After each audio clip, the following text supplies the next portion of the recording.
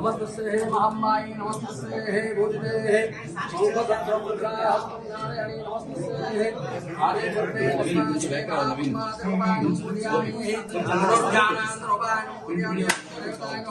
गंभीरात रूपायण सुप्रसन्नाः समस्त ध्यानात रूपायण पूजयामि शरणागतो परिपूर्णाः शरणागतो आद्याः शरणागतो ध्यानाः नमामि भगवते नमस्तस्यै नमो नमः नमामि गौरदेवानो सुप्रसन्नाः अनंत ध्यानात रूपायण पूजयामि गंभीर रूपायण पूजयामि हरिद्रा कुंकुमात रूपायण समर्पयामि नमस्तभ्योऽहं नमो नमः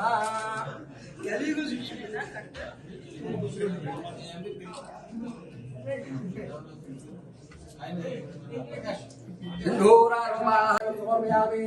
दीपार्चनं पूजयामि दीपं ज्योति ओम परम ब्रह्मायोः ज्योति ज्योति शुद्ध स्वाहा अग्निर्ज्योति ज्योति अग्नि स्वाहा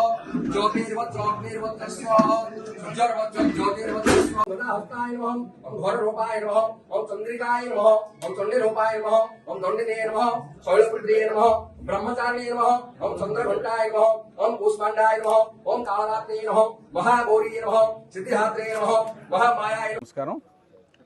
ముఖ్యంగా వైఎస్ఆర్ కాంగ్రెస్ పార్టీ నుంచి ఎన్నికలకి పూర్తి స్థాయిలో ఇచ్చాపురం నియోజకవర్గం నుంచి 4 మండలాలు మరియు మున్సిపాలిటీకి సంబంధించి యావత్ వైఎస్ఆర్సీపీ కార్యకర్తలు నాయకులు అందరం కూడా పూర్తి స్థాయిలో సంసిద్ధమై ఎన్నికల ప్రచారం కూడా ముమ్మరం చేయడానికి ఇవాళ స్వేచ్ఛాతంబారు గుడి నుంచి పూజలు చేసి ప్రారంభించి ఇక్కడ నుంచి ఇచ్చాపురం మున్సిపాలిటీ మరియు కంచిలి కవిటి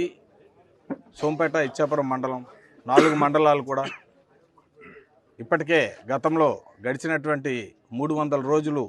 గడప గడపకి మన ప్రభుత్వం అనే కార్యక్రమం ద్వారా ప్రతి ఒక్క గడపకు కూడా ఇప్పటికే వెళ్ళటం జరిగింది.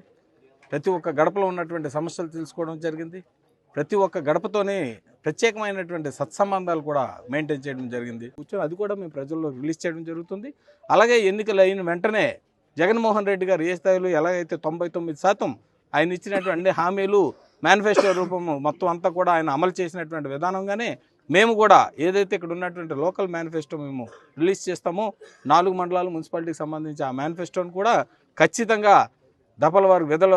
విడతల వారిగా అది కూడా పూర్తి స్థాయిలో అమలు చేసే విధంగా మేము కూడా చర్యలు తీసుకొని ముందుకు వెళ్తాం. మొత్తం ఇచ్చాపురం నియోజకవర్గంలో ఎప్పుడూ ఎవరు చూడనటువంటి కని విని ఎరుగినటువంటి అభివృద్ధి గడిచినటువంటి ఈ 5 సంవత్సరాల్లో జరిగింది. రానున్నటువంటి ఇంకొక 5 సంవత్సరాల్లో కూడా ఇంతకంటే పెద్ద ఎత్తున అభివృద్ధి కానీ ఇంతకంటే పెద్ద ఎత్తున సంక్షేమ పథకాలు కానీ మరి మొత్తం రూపురేఖలు కూడా పూర్తిగా మార్చేటువంటి విధానం కానీ పూర్తిగా అవలంబిస్తాం. ఖచ్చితంగా ప్రజలకి జగన్మోహన్ రెడ్డి గారి నాయకత్వంలో వైఎస్ఆర్ కాంగ్రెస్ ప్రభుత్వంలో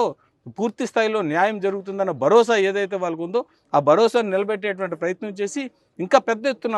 ప్రజలకి న్యాయం జరిగేటట్టుగా మేము వైఎస్ఆర్ కాంగ్రెస్ ప్రభుత్వం నుంచి పార్టీ నుంచి మీ అందరం కూడా చర్యలు తీసుకొని ముందుకు వెళ్తామని చెప్పి ప్రజలందరూ కూడా ఈ సందర్భంగా మేము హామీ ఇస్తూ ఇక్కడి నుంచి ఎన్నికలు మీ అందరం సిద్ధమయ్యామన్న విషయాన్ని తెలియజేస్తూ మీ అందరి దగ్గర సెలవు తీసుకున్నాను.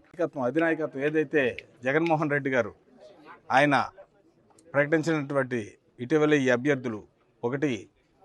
ఇచ్చాపురం నియోజకవర్గానికి సంబంధించి పిరియా విజయమ్మ ఎమ్మెల్యే అభ్యర్థిగా అలాగే ఎంపీ అభ్యర్థిగా పేడాడ తిలక్ గారిని ఆయన ప్రకటించిన తర్వాత ఎన్నికలకు సంబంధించి పూర్తి స్థాయిలో ఎన్నికల యొక్క శంకారం ఎక్కడి నుంచి పూరించడం జరుగుతుంది. ఎన్నికలకి పూర్తి స్థాయిలో సంసిద్ధంగా వైఎస్ఆర్ కాంగ్రెస్ పార్టీ తరఫు నుంచి మేమందరం కూడా యావత్ వైఎస్ఆర్సీపీ